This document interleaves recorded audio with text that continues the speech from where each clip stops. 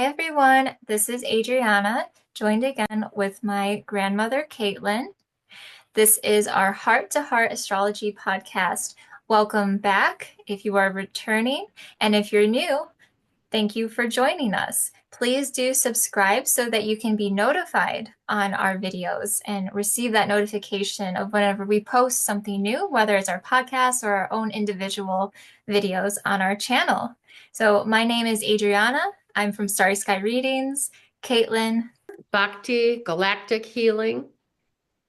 And today we're going to be talking about a couple important transits that are going to be happening. So we're kind of changing things up a little bit to really focus in on these transits that we find to be very impactful for the collective. And we are also going to share a little bit of a mini transit reading between the both of us, just to give you guys a little taste on what that could look like for yourself too, if you want to know, well, how are these transits impacting me personally? We will, though, share kind of a collective message as well. We are going to talk about Saturn entering Aries May 24th. If you're new here, my name is Adriana. I am on Starry Sky Readings. I've been doing tarot readings for the past 5 years now, but I'm also a galactic astrologer, and I specialize in past life readings, both on Earth and beyond into galactic realms. Love connecting with all of you, and so excited to be sharing our message today with my grandmother here. Hi, everybody. I'm Caitlin. Been involved in metaphysics my whole life, and 69th year here. So blessed with parents that got me involved in astrology very early, my mom, and yoga and all kinds of fun stuff. Reiki down the road. That was me, though, Reiki. And then astrology, got serious about it in 2018 and found Julia 2022. And here we are. And love teaching about it as well, doing astrology workshops, so far in person, but hoping someday to offer online possibilities. So happy for you that your first workshop has gone really well, that you're doing. So this is, yeah, really good news. Not my And first, but it's the first in a long time. Yes, but I've yes, done yeah, really and you're such a natural teacher, and I learned astrology through you too, and that class that you put together. So, yeah, very exciting things, and happy to see that manifesting for you. Where I kind of do my readings more online, and I connect with people all around the world, and then you have your niche of your live in-person readings. So it's yeah. exactly what you wanted, and it works Yeah, out it's perfectly. beautiful. Yes. We're in our right niche. I wanted to say too, just real quick, subscribe. It's so important because then you'll get notified of our upcoming videos. And a lot of people have asked me, like, well, when do I know? And I said, well, if you subscribe, you get the little bell, and then you get that video right to your YouTube information, your own channel. Please. Yes, that bell is actually right next to the subscribe button, and that's the thing that will actually notify you too. It'll show up as a notification for you. So if you are, yeah, looking out for our videos, thank you so much for those of you who are. So yes, we're gonna go into these beautiful end of spring, going into summer energies. We got our colors on today too. We got the springy summer combination happening, feeling very colorful together. I said before we recorded that we look like watermelon. Okay, so I'll start us off here. So Saturn enters Aries May 24th, 2025 at 11:36 p.m. That's Eastern US time. I'm located in the UK, so that would be like 4:36 in the UK over here. It would be on May 25th for Oh, you. yes, that's right. Yeah. Yes, over into the, yeah, morning hours, yeah, of May 25th. And this transit is lasting for 2 years and 11 months. So this is almost a 3-year commitment here with Saturn in Aries.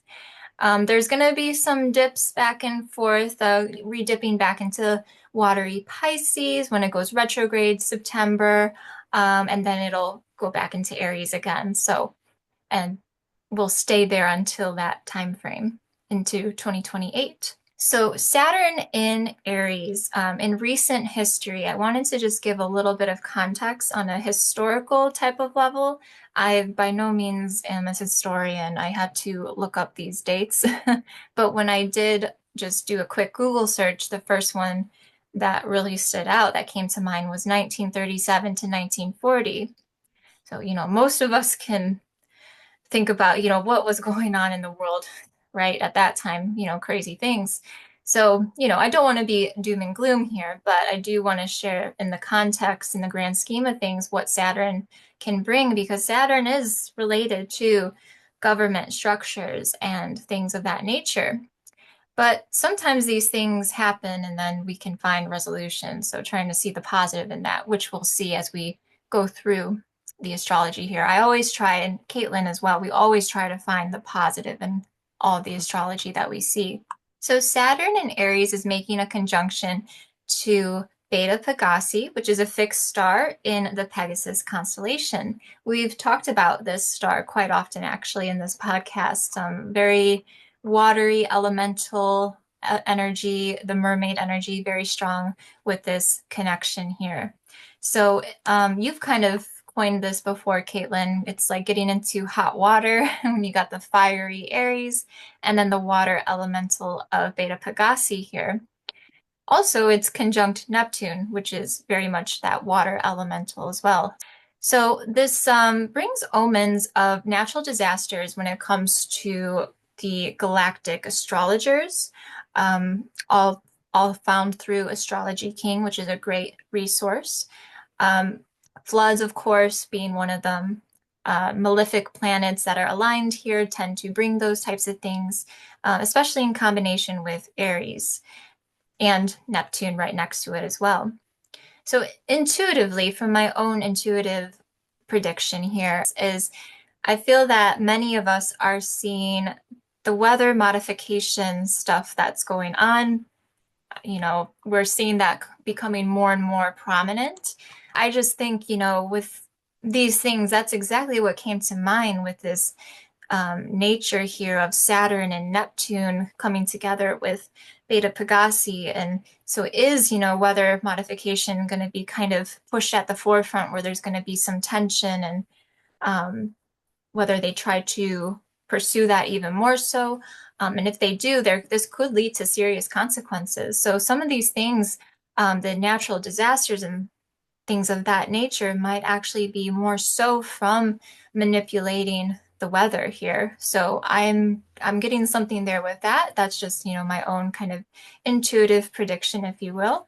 What this also means too is issues with government, of course, because Saturn does deal with the government, leading to leaders getting hot-headed, so to speak. So collectively, we can be careful of acting too hastily. So trying to not act too hastily, think things through. It can be a very good, ambitious energy for creating structure and good discipline. So especially things that you've been wanting to get done or learning new things, higher learning, it's all lined up very nicely here. Daring to dream big with that Neptune energy, going after your aspirations and watching it manifest. And Aries is very physical, so it's more so the physical manifestations happening. It's backed by action and getting things done. So it will be a time of action this next couple of years here. Well, I'm very excited to share Adriana's chart. Try to give you an idea of how we do readings and then how we can certainly do natal readings, which I think are important. It's a good foundation to have. But what's happening right now can be the most important for many people in our lives. That's what we're going to do. I'm going to do a reading of the transits. And the one that we're going to talk about first for Adriana is her transiting Saturn in Aries in the 10th house. And we're correlating this to the May 25th at 4:36 a.m. And that is UK time. And so basically, how will this affect your life? So if you look on my share screen here, I see Saturn in Aries right here. We see we're at 0 degrees and it's showing up in her 10th house. Okay.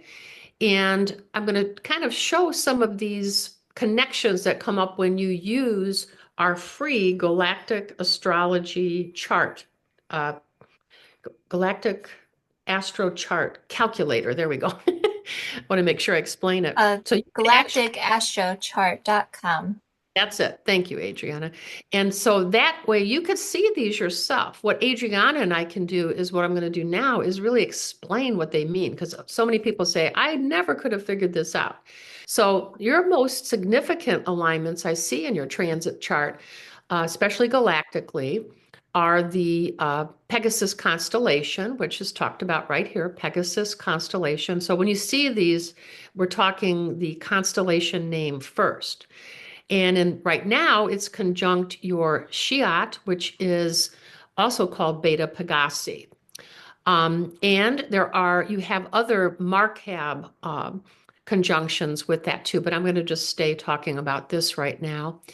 Because if we go along here, these are all of her connections with her Saturn and Aries, so it's very full. And if we look over here, we're going to see an Orion square with Betelgeuse.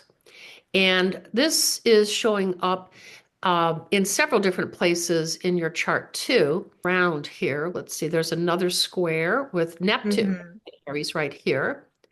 And yet we still have a conjunct with Shiat and Beta Pegasi here. And here's we get into some major squares here with your nodes. Okay. These are very important connections in your chart right now. And but the good news is, you have help coming from the Lyra constellation with the fixed start Sulfat. And let me find that. And that was coming in. Where was that coming in for Oh, you? you just passed. There Oh, it I is. thank you My very much. Oh, Capricorn, yes, a very rich midheaven. and extensive midheaven, which is all about aspirations, ventures, moving forward with our work, career, that whole arena. This is very important when I saw that coming up. But that was, I wanted to bring in about the winged lions coming in for you. Yeah, So, my sun, it's conjunct Sulafat. Yeah. So exactly. that really resonates for me. Yeah, that Yes. connection. So the winged lions are kind of flying in to bring you assistance in decision making, especially regarding your career. And I Good. put a little S because my granddaughter has a lot of different careers, which I love. But you do, you're multi-talented, like your Grammy over here, who has a lot of different careers too. So, but being in this 10th house placement, this is very exciting. Okay, so you have squares with Orion that are showing up in several different areas, key areas, that are transiting your Pisces North Node, especially that's the transit, your natal North Node in Libra. Okay, so which lives right here. There's your North Node in Libra, which is in Mhm. intercepted house, which I think is interesting for a lot of our viewers because a lot of people may not be aware of interceptions. And Adriana and I do work with that. We do Placidus system.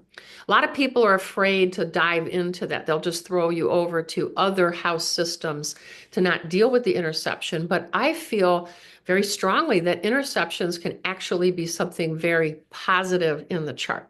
Okay. A lot of people think of it as a negative. I do not see that.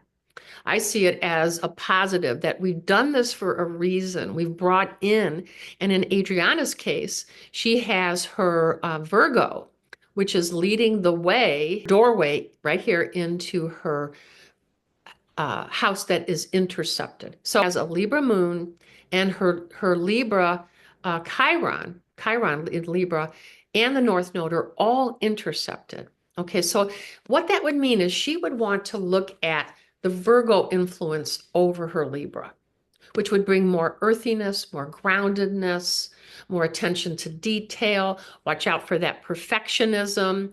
And that would affect the quality of how you're experiencing these Libra energies. But there's a lot of positives there. I think that your Virgo influence brings more of your interest in spirituality than maybe, say, a traditional Libra would be. Okay. Mhm. A lot Yeah. of the traditional Libra might be more interested in the arts, which is fine. I mean, nothing wrong with that. Beauty, the arts, and you do have that show up. But your um, Virgo influence would bring in a more earthy based version of that. Hence your interest in the Grecian goddesses and the Roman goddesses as part of that. So we still have that Libra, beauty, love, and energy, artistic things. But does that make sense? You keep nodding. So that makes sense in your chart? Yeah, definitely. It doesn't show in our galactic calculator, but Julia actually pointed out too that my moon is conjunct Porrima, that fifth Ah, star, which deals with prophecy and yeah, oracleness. yeah. So, very Okay. priestessy. Yes, which is So the priestess is that you're is right what on. exactly. Yeah. Fabulous. Okay, yay. Okay. Um, Mhm. so I just wanted to share that and then just kind of get back, let's backpedal to Saturn and Aries here and how it's going to affect your natal Saturn and Pisces. So this Saturn and Aries in the 10th is going to bring much more interest in your career. In the ninth, there's a little bit more interest in learning, educating yourself in this arena. But now, this time is going to take you into more implementation of everything that you've learned. Does that make sense? Are you already Yeah, I'm seeing definitely feeling that already. Yeah. that? You're Mhm. growing and expanding. And so, again, we have to watch now with the squaring of the star of Betelgeuse. So, what does this mean? So, based on your previous actions and decisions in your professional life, may determine where you are headed next. So, there's an opportunity to garner recognition in your career zone in that 10th house. You should first think carefully about where you are now and what your foundations for career or careers are, and the best way to develop them. So, only then can you ask yourself, like, where do you want to go forward? And then make the decisions for the highest good. So, this is especially important since you are closer to the beginning of your professional life. Are you still in your Saturn return? I had wanted to ask you that. I know you were, That's a it's around, good question. I've been meaning to check. Because is your obviously 29? with me being 29, I'm not entirely sure if I think it's it's there. still going on or if it's starting or ending. I have to check. I think you're That's in it. something I have been meaning to get around to. I could just tell by this chart. I would be surprised that you weren't in it and you're 29. So yes, Mhm. I think you are, and we could double check that. Um, but if you manage this Saturn transit successfully, at the end of this transit, you may know exactly where you are going, and you will be grateful for rising above any challenges that are challenging opportunities that Saturn has brought you, which could be on Mm. steroids if you're with Saturn return. So, so definitely look into that. So Well, transiting Saturn definitely could in be. Saturn in your Aries in the 10th house is often called the karmic house. And this may signify karmic lessons to be learned, such as to balance ambition with patience and avoid impulsive behaviors. You may feel an overwhelming sense of responsibility and pressure to succeed, potentially leading to stress. So the key here is to avoid becoming hyper responsible. Being aware of these possibilities, like forewarned is forearmed, may allow you to utilize the positive qualities of your Lyran placements, both natally and during this transit. And I really see you, and I think you do know this, you have the primary is Lyran star seed for you, correct? Do you agree with that? Yeah, I feel that resonates very much so. I Yeah. absolutely Mhm. do. So these are the Yeah, qualities I want you to focus on to help you through this time. And that's your ability to find joy in every situation, I which do. Yeah. you do. And even when you need to apply radical acceptance, correct? And you Hmm. have your inner intuitive strength, which you definitely rely on. Would you say that's true? Yeah. Yeah. And then when this is coming through, there's an importance in immediately invoking your spiritual practices. And do you do that? more so when I'm doing the astrology thing. But I feel a sense of connection anyways when I'm out in nature, dog walking. So, And you may want to begin doing a little bit more during this time coming up that and especially with Jupiter and Cancer that's on the way and Uranus and Gemini, because the Pleiadians, which we're going to talk about a little bit in a few minutes here, they are definitely going to be very involved with you and they love spiritual practices. I'll tell you right now, they do. And making them fun too. So manifest the magic of letting go. This is a big message that came through. So, what you are co creating can be anchored into reality. And they're telling me that you should use your brow chakra more, bringing in divine clarity and then bringing it down from the head more down into your lower chakras. So, hmm. working with divine clarity. So, this is the indigo blue, so the sapphire stones, the lapis lazulis, um, Hmm. all the deep blue stones come through really strong as helpful tools. Even deep blue azurite, that just flashed in my head, to work with those to get this anchored and get it more grounded for you to go during this time. What you said, like 2 years of Saturn and Aries or more, almost 3 years, correct? Yeah, So, pretty much three. Yeah. yeah. Hmm. So that's what I wanted to share about that part of your reading. So Well, I will, thank you. Very, you're yeah, welcome, that's a nice insight. Shall I share your chart now? please, which may share some similarities. Okay. So this is for you. So this is your chart. So the inner part of the wheel being your natal chart, and then the outside of the wheel being this Aries, Saturn and Aries transit. So here it is over here. It was similar. I wasn't at the ninth house for me as well. Okay. Yeah, so ours is very similar. So again, there it is with that conjunction to sheet or Beta Pegasi, as it's called, that I talked about in the beginning. And yeah, so it is affecting your ninth house here. So you're going to be feeling more motivated than ever to research, learn, and of course, teach. So it's right up your alley. You're already feeling that happening now. So this is, yeah, very much perfectly aligned with what you have going on with your teaching endeavors and your workshops that you have. You may also find yourself, you as the teacher, kind of becoming the student and learning new perspectives that you might not have considered.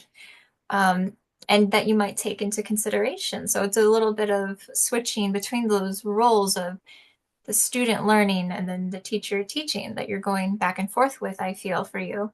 Be careful though, of course, to not, I know you well too, and we're the same with this, to not get too overflooded with too many things going on where it gets overwhelming. And that's that, Beta Pegasi energy coming in, the mermaid energy that's also hyper ambitious with the fiery nature of Aries, trying to get it all done and be this teacher. And it's like you're swimming fast through all these things. So you don't want to, yeah, get swept up too much in the current, so to speak. Don't overwhelm Drowning? yourself. You mean drowning in Yes, it? actually, I wrote in your report, I'm pretty sure, like, yeah, I literally wrote that.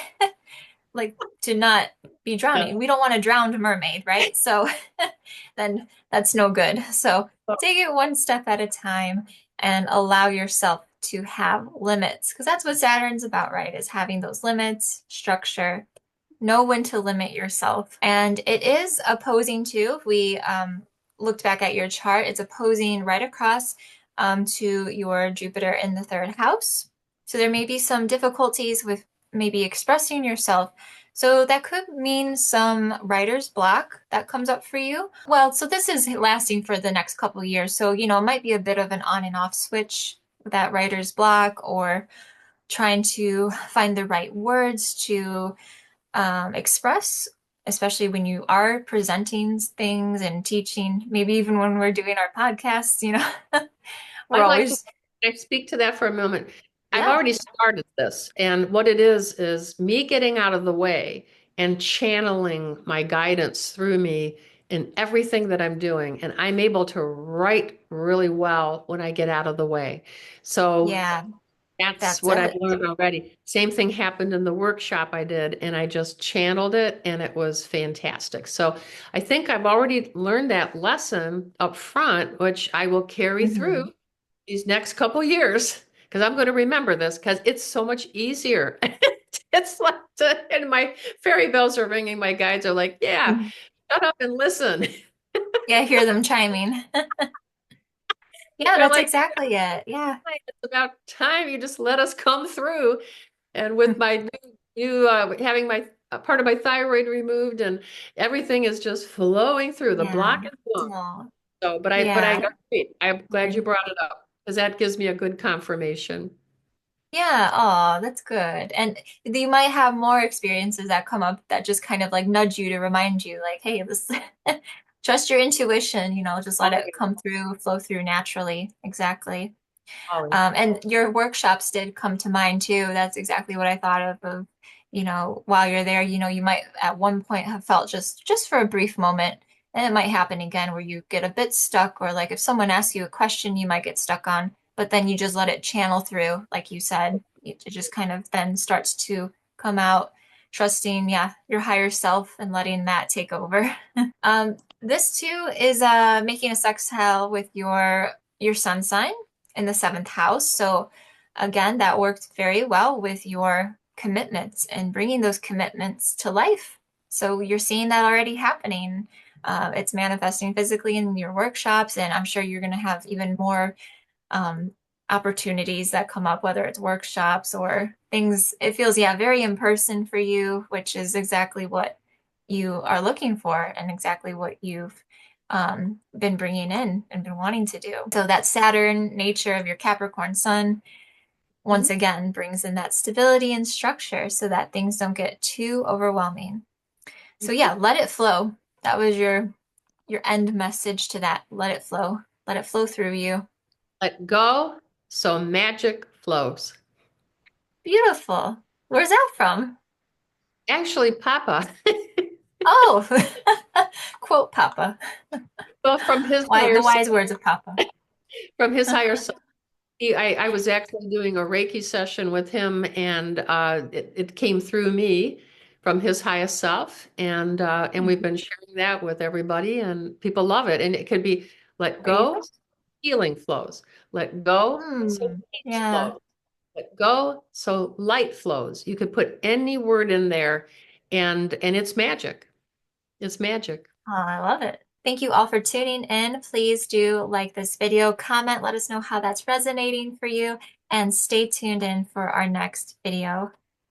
Namaste. Bye-bye.